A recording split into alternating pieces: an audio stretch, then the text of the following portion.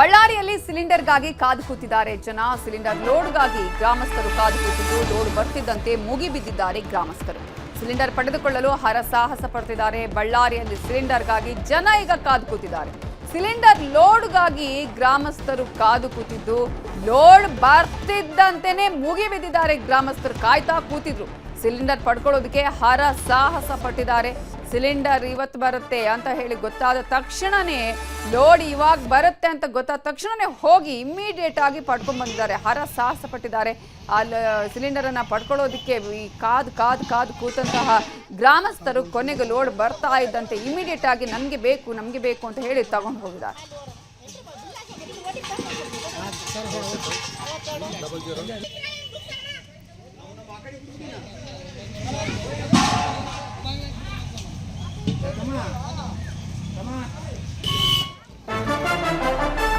ಹಾಸನದಲ್ಲೂ ಮುಂದುವರೆದಿದೆ ಸಿಲಿಂಡರ್ ಸಮಸ್ಯೆ. ಹೋಟೆಲ್ಗಳ ಮುಂದೆ ನೋ ಗ್ಯಾಸ್ ಬೋರ್ಡ್. ಗ್ಯಾಸ್ ಸಿಗದ ಕಾರಣ ಸೌದೆ ಒಲೆಗಳನ್ನ ನಿರ್ಮಾಣ ಮಾಡಿದ್ದಾರೆ ಈಗಾಗಲೇ. ಯಾಕಂದ್ರೆ ಹಲವು ದಿನಗಳಿಂದಲೂ ಸಿಲಿಂಡರ್ ಸಮಸ್ಯೆ ಉಂಟಾಗಿತ್ತು. ಆ ನಂತರ ಸರ್ಕಾರ ಒಂದಷ್ಟು ಕ್ರಮಗಳನ್ನು ತೆಗೆದುಕೊಂಡು ಹೆಚ್ಚುವರಿ ಈಗ ಸಿಲಿಂಡರ್ ಸಿಗುವಂತಹ ವ್ಯವಸ್ಥೆಯನ್ನ ಮಾಡಿದೆ. ಆದರೂ ಕೂಡ ಸಾಕಾಗಲ್ಲ, ನಮಗೆ 50% ಸಿಲಿಂಡರ್ ವ್ಯವಸ್ಥೆ ಆಗಿಲ್ಲ ಅಂತ ಹೇಳ್ತಾ ಇದ್ದಾರೆ. ಹಾಗಾಗಿ ಸಿಲಿಂಡರ್ ಸಿಗದೆ ಈಗ ಸಾಲ ಸೋಲ ಮಾಡಿ ಹೋಟೆಲ್ಗಳನ್ನು ಮಾಡ್ತಾ ಇದ್ದೀವಿ.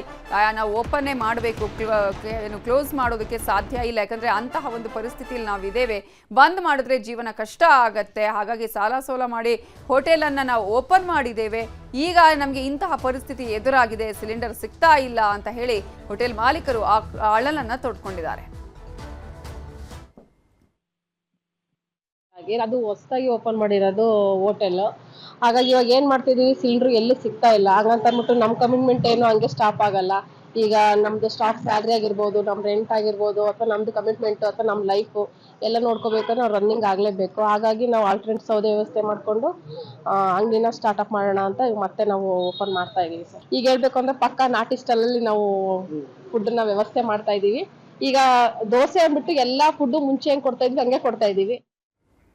ಇದರ ಬಗ್ಗೆ ಇನ್ನಷ್ಟು ಡೀಟೇಲ್ಸ್ ಕೊಡೋದಕ್ಕೆ ನಮ್ಮ ರಿಪೋರ್ಟರ್ ಕೃಷ್ಣಮೂರ್ತಿ ಈಗ ಫೋನ್ ಸಂಪರ್ಕದಲ್ಲಿ ಜಾಯ್ನ್ ಆಗಿದ್ದಾರೆ. ಕೃಷ್ಣಮೂರ್ತಿ, ಈಗಾಗಲೇ ಗ್ಯಾಸ್ ಸಿಲಿಂಡರ್ನ ಸಮಸ್ಯೆ ಹಲವು ದಿನಗಳಿಂದಲೂ ಕಾಡ್ತಾ ಇರುವಂತಹ ಹಿನ್ನೆಲೆಯಲ್ಲಿ ಅಟ್ಲೀಸ್ಟ್ ವೇಟ್ ಮಾಡ್ತಾ ಇದ್ರೇನು ಹೋಟೆಲ್ ಮಾಲೀಕರುಗಳು ಕೆಲವರೊಬ್ಬರು, ಅಟ್ಲೀಸ್ಟ್ ಸರಿಯಾಗ್ಬೋದು ಇವತ್ತಲ್ಲ ನಾಳೆ ಅಂತ. ಬಟ್ ಪರಿಸ್ಥಿತಿ ಹಿಂಗೆ ಇರೋದನ್ನ ನೋಡಿ ಈಗ ಸೌದೆ ಒಲೆಗಳ ಮೊರೆ ಹೋಗಿದ್ದಾರಾ? ಏನೆಲ್ಲ ಸಮಸ್ಯೆಗಳು ಸವಾಲುಗಳಿದೆ ಅಂತೆ?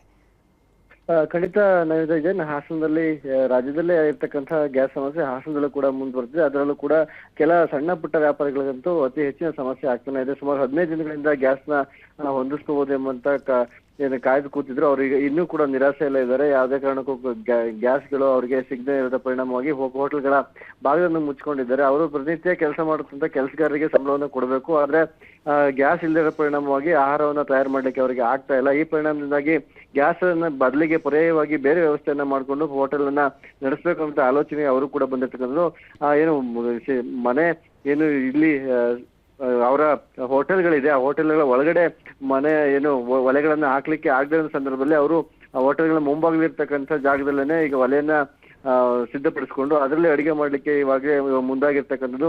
ಪ್ರತಿನಿತ್ಯ ಏನೆಲ್ಲ ಅಡಿಗೆ ಮಾಡ್ತಾರೆ ಅಡಿಗೆಗಳನ್ನ ಸೌದೆ ಒಲೆಗಳನ್ನ ಉಪಯೋಗಿಸ್ಕೊಂಡು ಸೌದೆಗಳ ಮೂಲಕ ಹೋಗಿ ಅಡಿಗೆಯನ್ನ ಮಾಡಿ ಜನರಿಗೆ ಬರ್ತಕ್ಕಂಥ ಗ್ರಾಹಕರಿಗೆ ಅಡಿಗೆಯನ್ನ ಮಾಡುವಂತ ಕೆಲಸಕ್ಕೆ ಕೈ ಹಾಕಿರ್ತಕ್ಕಂಥ ಹಾಸನದ MG ರಸ್ತೆಯಲ್ಲೂ ಕೂಡ ಇದೇ ರೀತಿಯಾದಂತ ಕೆಲಸವನ್ನ ಕೂಡ ಮಾಡ್ತಾ ಇದ್ದಾರೆ. ಅದೇ ರೀತಿಯಲ್ಲಿ ಅದ್ರ ಮುಂಭಾಗಲಿರ್ತಕ್ಕಂಥ ಅನೇಕ ಫುಡ್ ಕೋರ್ಟ್ ಬದಿಯ ವ್ಯಾಪಾರಿಗಳು ಕೂಡ ಈಗಾಗಲೇ ಅಂಗಡಿಯನ್ನ ಬಾಗಿಲು ಮುಚ್ಕೊಂಡಿದ್ದಾರೆ. ಬ್ಲಾಕ್ ನಲ್ಲಿ ಸಿಲಿಂಡರ್ ಮಾರಾಟ ಮಾಡ್ತಿದ್ದಾರೆ. 5,000 ರಿಂದ 6,000 ರೂಪಾಯಿ ಕೊಟ್ಟು ನಮಗೆ ಬದುಕಲಿಕ್ಕೆ ಸಿಲಿಂಡರ್ ಗ್ಯಾಸ್ಗಳನ್ನ ಖರೀದಿ ಮಾಡಿ ಅಡಿಗೆನ ಮಾಡ್ಲಿಕ್ಕೆ ಸಾಧ್ಯ ಆಗ್ತಾ ಇಲ್ಲ. ನಮ್ಮ ಈಗಾಗಲೇ ಅನೇಕರು ಬಾಗಿಲು ಮುಚ್ಕೊಂಡಿದ್ದಾರೆ. ಸದ್ಯದ ಪರಿಸ್ಥಿತಿ ನೋಡಿದ್ರೆ ನಾವು ಕೂಡ ಬಾಗಿಲು ಮುಚ್ಚುವಂತ ಪರಿಸ್ಥಿತಿ ಇದೆ. ಕೂಡಲೇ ಸರ್ಕಾರ ಮಧ್ಯ ಪ್ರವೇಶ ಮಾಡಿ ನಮಗೆ ಗ್ಯಾಸ್ ಅನ್ನ ಒದಗಿಸಿ ಕೊಡಬೇಕು ಎಂಬಂತ ಆಗ್ರಹವನ್ನ ಇಲ್ಲ ಸ್ಥಳೀಯರು ಮಾಡ್ತಿರ್ತಕ್ಕಂಥದ್ದು.